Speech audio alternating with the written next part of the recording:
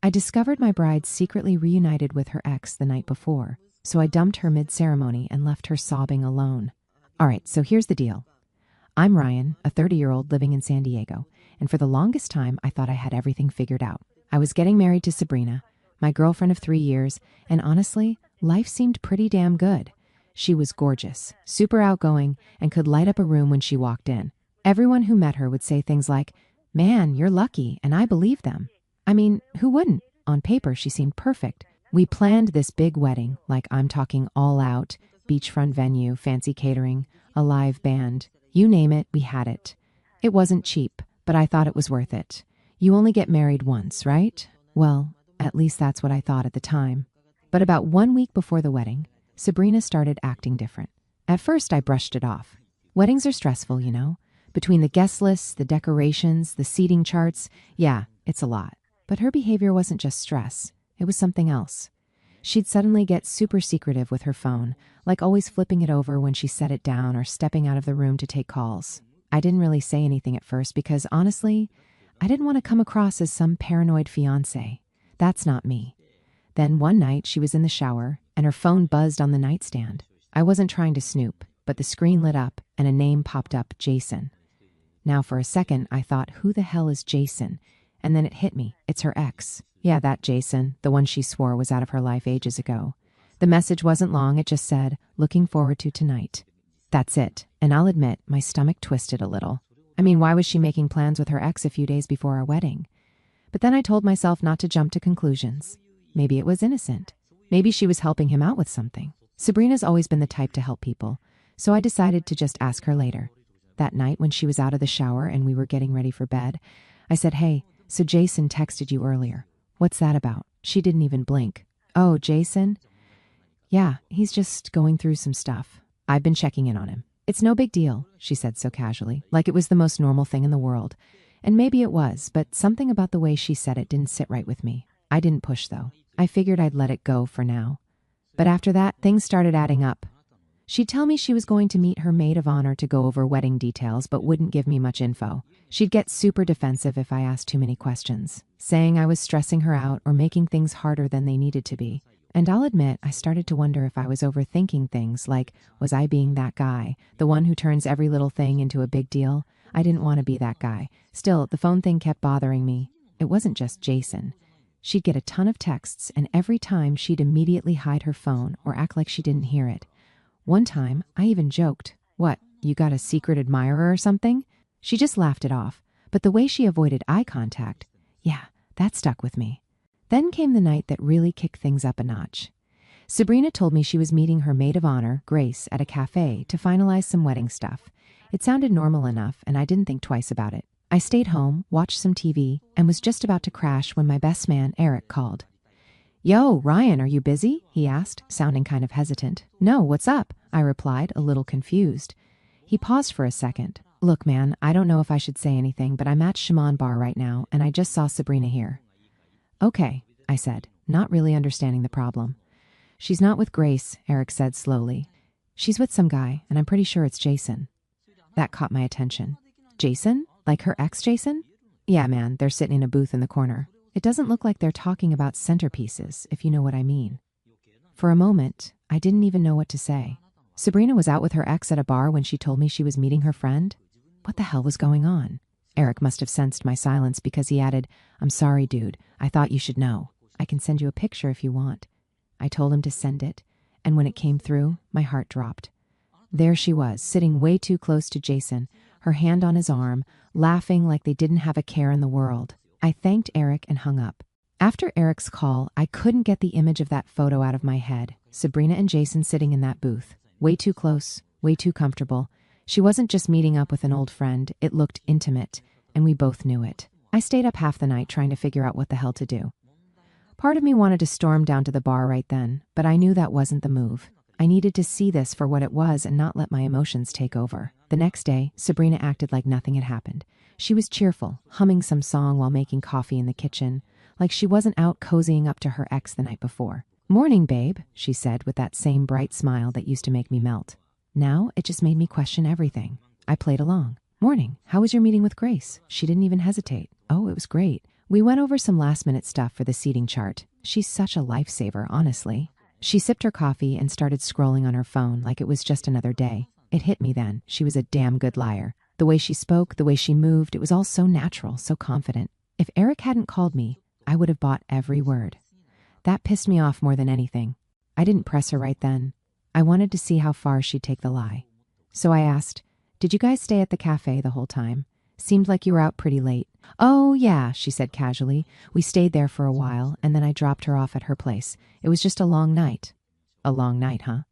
I nodded, biting my tongue to keep from saying something I'd regret. Later that day, I called Eric to get more details. "What else did you see?" "Did they leave together?" I asked, trying to stay calm. "Nah, man, they were still there when I left," Eric said.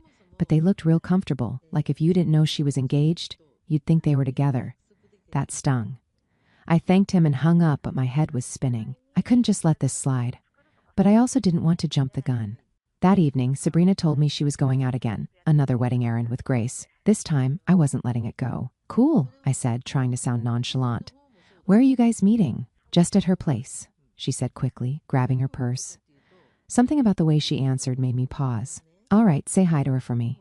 She gave me a quick peck on the cheek and walked out the door. As soon as she was gone, I grabbed my keys and called Eric.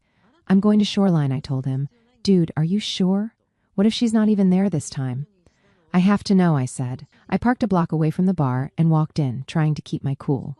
The place was crowded, the usual mix of college kids and locals. It took me a minute to spot her, but there she was, back in the same corner booth with Jason. They looked even more comfortable this time. She was leaning toward him, laughing at something he said, her hand resting on his. My stomach turned. This wasn't just some innocent conversation. I didn't confront her right then and there. They were in their own little bubble, completely oblivious to the world around them. It was like I didn't even exist. At one point, Jason leaned in close, whispering something in her ear that made her laugh and lightly shove his shoulder. I clenched my fists under the counter, trying to keep myself in check. I stayed for about 20 minutes before I couldn't take it anymore. I left without saying anything, drove home, and sat in my car for what felt like hours. I didn't know what the hell I was supposed to do. We were getting married in a few days. How do you even begin to deal with something like this? By the time Sabrina came home, I'd calmed down enough to play it cool. She walked in, all smiles, and said, "Hey, Grace says hi, by the way." I nodded, barely looking up from my phone. "Oh, cool. Did you guys get everything figured out?" "Yep," she said, kicking off her shoes. "Just a few more things to finalize, and we're good to go." I couldn't believe how easily she lied. She didn't miss a beat. That night, I barely slept again. I kept replaying what I'd seen at the bar, trying to make sense of it. How did she dare cheat on me? The next morning, I decided I couldn't keep this to myself anymore. I called Eric and told him everything. "Dude, she's been seeing Jason for weeks," I said, my voice shaking with anger. "Ryan, I'm so sorry, man," Eric said. "What are you going to do?" I took a deep breath, trying to calm myself down. "I don't know yet, but I can't just let this slide. There's no way I'm marrying her now." He was quiet for a moment before he said, "Look, whatever you decide, just know I've got your back. You don't deserve this, man." Hearing that meant a lot, but it didn't make the situation any easier. I knew I had some tough decisions to make, and I knew the fallout from this was going to be messy. But one thing was clear, I wasn't going to let Sabrina or Jason make a fool out of me. I spent the rest of that day driving around aimlessly, trying to process everything. Sabrina wasn't just lying to me. She was living a completely different life behind my back. And the worst part? She had the audacity to keep acting like everything was fine, like we were still the perfect couple everyone thought we were. When I finally got back to the apartment, she wasn't there. Good. The wedding was only 2 days away, and I knew I had to make a decision. Do I go through with it and hope this was just a stupid mistake, or do I call it off and deal with the fallout? The thing is, calling off a wedding isn't just about you and the other person. It's about the guests, the families, the money you've already spent. It felt like an avalanche waiting to happen. But as much as I hated the idea of disappointing everyone, I hated the thought of marrying someone who didn't respect me even more. That night, Sabrina came home late, as usual. I was sitting on the couch staring at the blank TV screen when she walked in. She looked surprised to see me there. "Hey," she said, forcing a smile. "You're up late." "Yeah," I said, not looking at her.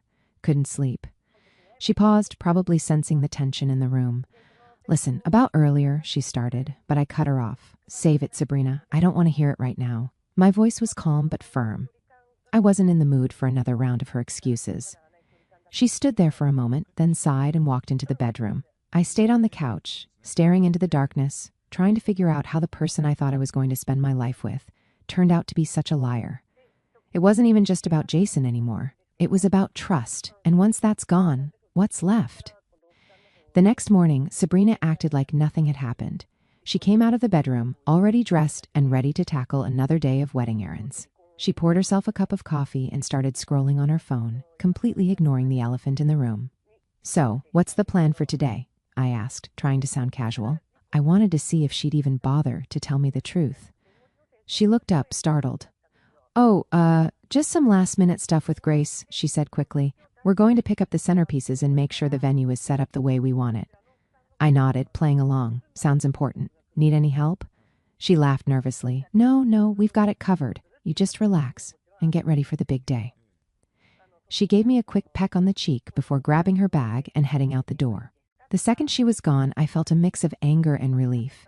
Anger because she was still lying to my face, and relief because I didn't have to deal with her for a few hours. Eric called me. "Man, what's your plan?"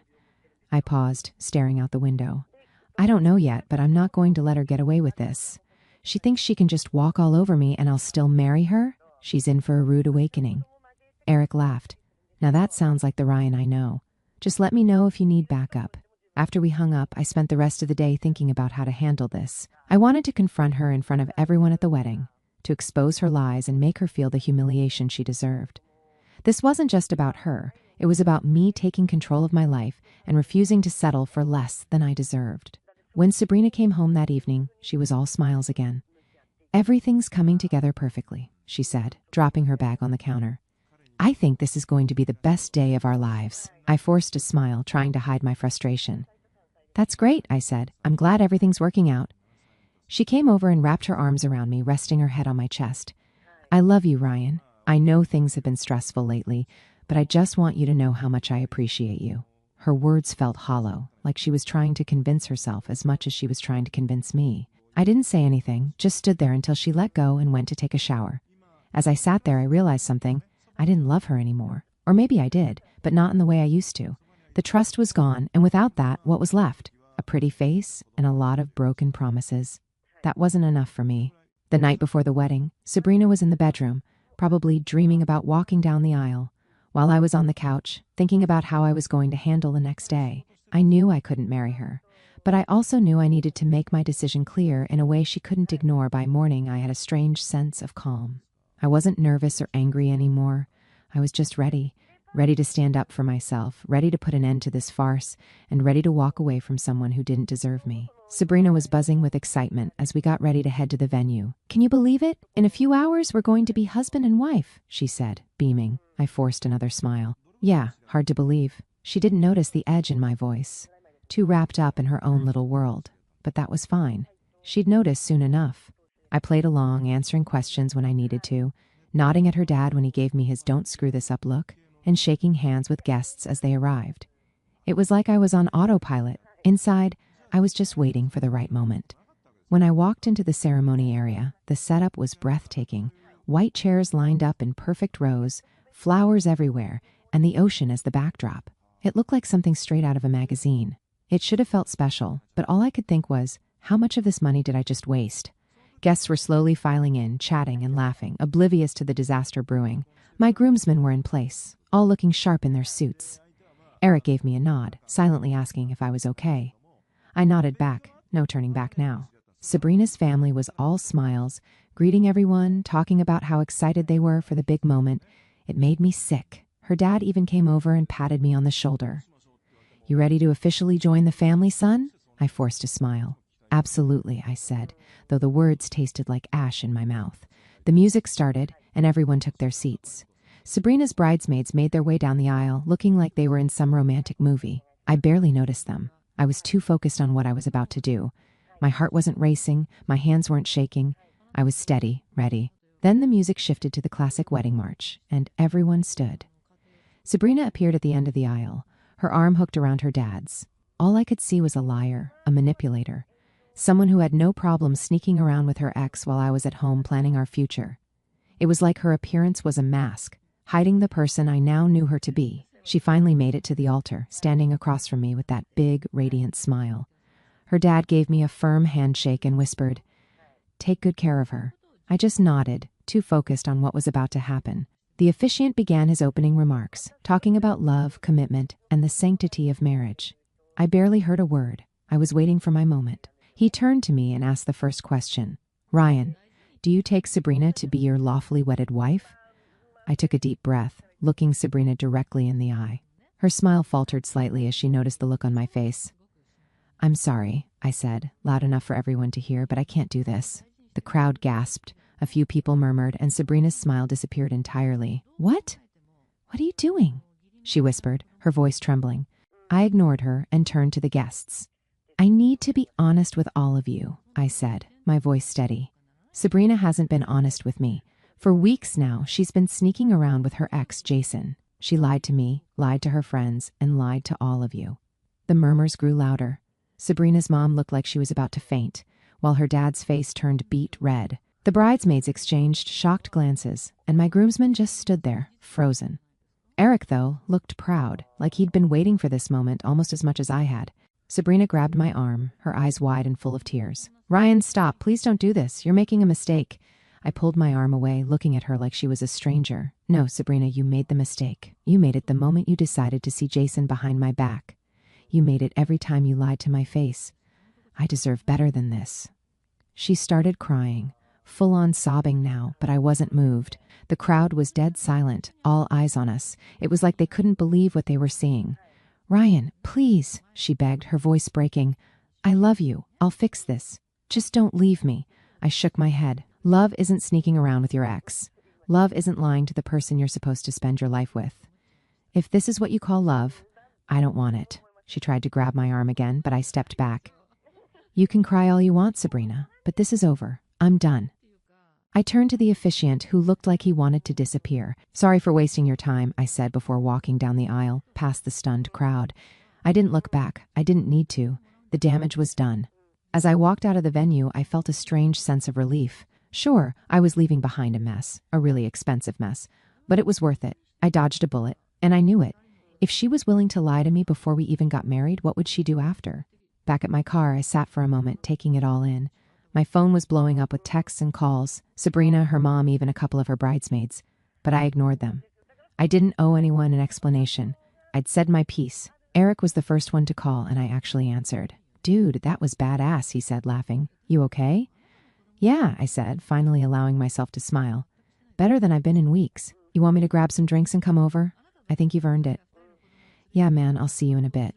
As I drove away from the venue, I felt lighter, like a weight had been lifted off my shoulders. Sure, I'd just blown up what was supposed to be the happiest day of my life, but it was better than living a lie.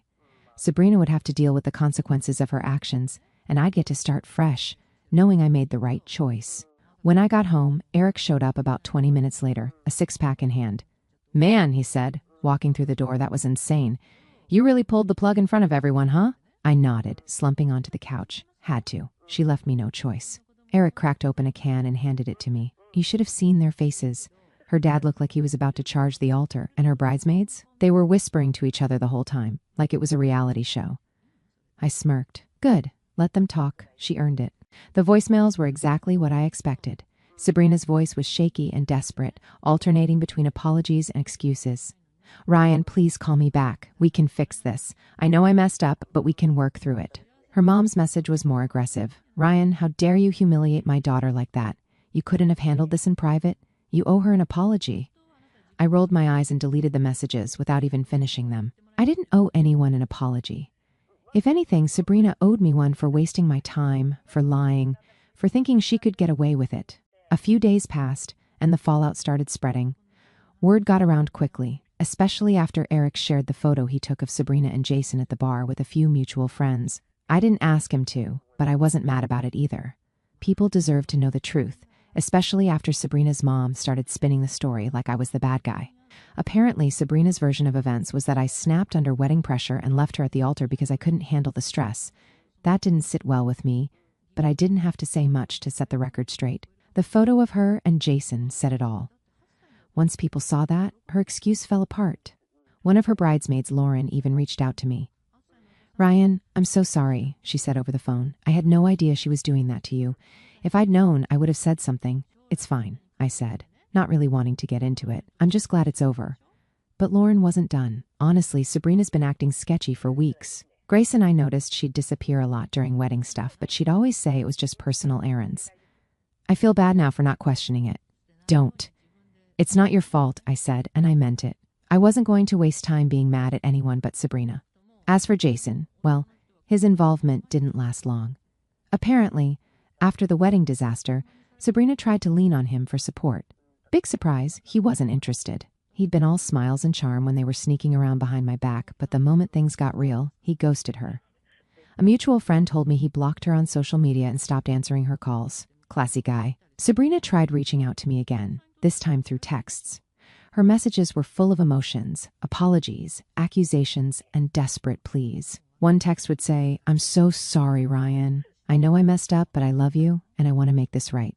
The next would say, "You're being so unfair. Everyone thinks I'm a monster now because of you."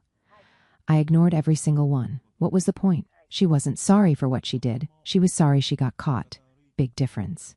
1 week after the wedding, she showed up at my apartment unannounced. I wasn't surprised. It felt like something she'd do. I opened the door, and there she was, looking like a mess. Her hair was tied back in a sloppy bun, and her eyes were puffy, like she'd been crying for hours. "Ryan, please," she said, her voice barely above a whisper. "Can we talk?" I leaned against the doorframe, crossing my arms. "What do you want, Sabrina?" She hesitated, like she wasn't sure how to start. "I just wanted to say I'm sorry. I know I hurt you. I know I screwed up, but I want to fix this." I stared at her, not saying anything, letting her squirm a little. "I'll do whatever it takes," she continued, her voice breaking. "I'll block Jason. I'll go to therapy. I'll do anything. Just give me another chance." I shook my head slowly. "Sabrina, you don't get it, do you? This isn't about blocking Jason or going to therapy. It's about trust, and you destroyed that. There's no coming back from this." She stood there, silent, her tears falling harder. I felt a small pang of pity for her, but it wasn't enough to change my mind. "Go home, Sabrina," I said, stepping back into the apartment, "and don't come back." Before she could say anything else, I closed the door and locked it. As the weeks went on, Sabrina's attempts to contact me slowed down. Eventually, they stopped altogether. Word got around about what happened, and people started distancing themselves from her. Even her closest friends started to see her for who she really was. Looking back, I don't regret a thing. Walking away from Sabrina was the best decision I ever made. She showed me exactly who she was, and I believed her. If there's one thing I've learned, it's that you should never settle for less than you deserve. Life's too short for that. And Sabrina?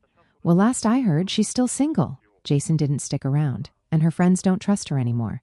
I guess she's got plenty of time now to think about the choices she made. Me?